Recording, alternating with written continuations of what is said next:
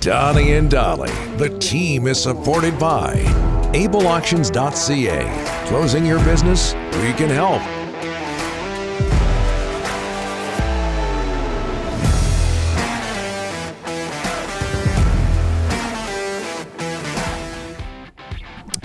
Just ahead of John Shannon, NHL Analyst, Donnie and Dolly, a reminder presented by Able Auctions. Able Auctions services business throughout BC, looking to liquidate their assets. Don't miss upcoming auctions, including a high-end fitness club in Port Alberni and industrial equipment and vehicles in Quesnel.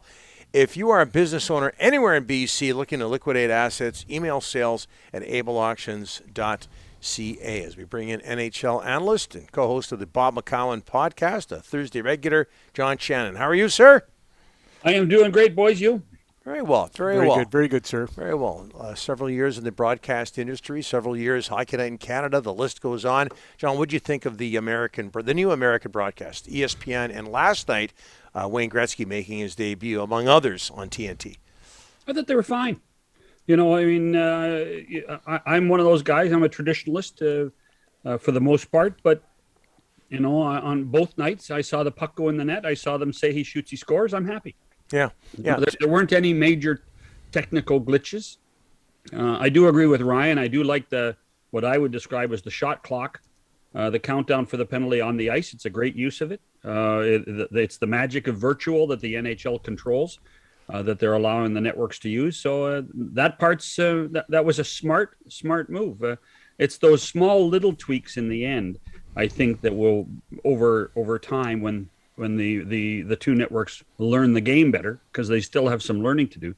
I think that they'll do a very good job with. Yeah, it looked like, and you mentioned that they're new at hockey this time around, but it looked like they'd been there before. John, would you agree with that? Especially ESPN. Yeah, yeah, they have, yeah, but it's been a long time, and none of what I can tell you is that none of the production staff, other than the director, had done in the NHL before. 17 years is a long time. It's a career for a lot of guys. Mm-hmm. But they were both smart in being conservative to make sure that they did do service to the hardcore fan first, and now we'll play with it. We'll tweak here, we'll tweak there. And they'll learn the same things that we all learn at certain times in our career, what works and what doesn't. If you're a Senators fan today, are you happy with what the Ottawa Hockey Club came up with for Brady Tkachuk, for people just tuning in? 7 years, $57.5. October 14th might be Christmas Day for the Senators fans. And by the way, pretty bad news for everybody in the Atlantic Division. Because all of a sudden, the Ottawa Senators, who people were saying, well, until they get the Tkachuk deal done, they're no good. They're a good hockey club, and they're going in the right direction. And their young players are going to be very good for a long period of time, whether it's Tkachuk or Batherson or Shabbat. They do have to figure out what's going on in goal, I think, a little bit better, but they're working on that. To me, I like the Senators. And I actually think before the end of the season, they're going to compete with Montreal for a spot in that division. I think that's how close they are. Hey, John, the Canucks and the Oilers had some great young talent on the ice last night. Your thoughts on the game? If they had played 3 more minutes of regulation, it would have been Canucks 3, Edmonton 2. The slow start didn't help. From an Oiler perspective, I'm surprised that Dave Tippett put Draisaitl and McDavid together from the beginning. That was an interesting one for me. The other one is, I heard you guys talking about Oliver Ekman-Larsson. There was one play in the third period, and unfortunately there wasn't time to show a replay, where McDavid broke down the right side, and Ekman-Larsson pushed him to the outside, and then with his speed stayed with him. And there's only one other defensive one I've seen in the NHL in the last 2 or 3 years do that, and that's Miro Heiskanen in Dallas. And that tells you what Ekman-Larsson's skill and speed can be in the defensive zone if he really is committed to the game. And I think we got a good sense yesterday how committed he was to the game. What's your feeling?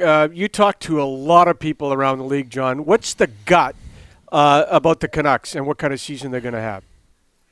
Well, it's funny, as training camp started, they were in the also ran group, Middle of September, they were saying, well, then the Canucks and all, and those teams in California.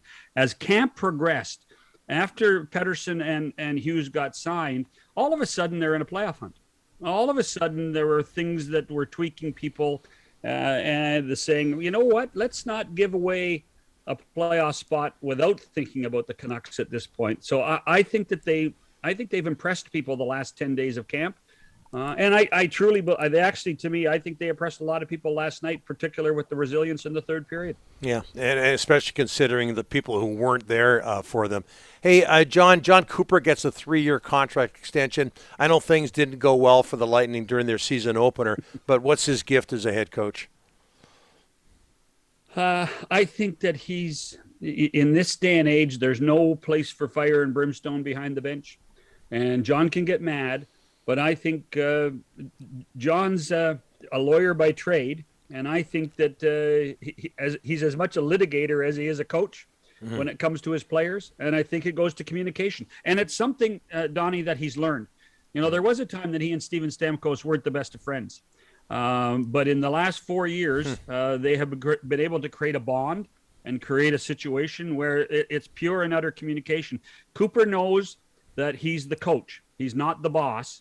And he allows the players to have a lot of say in certain things, off days, travel.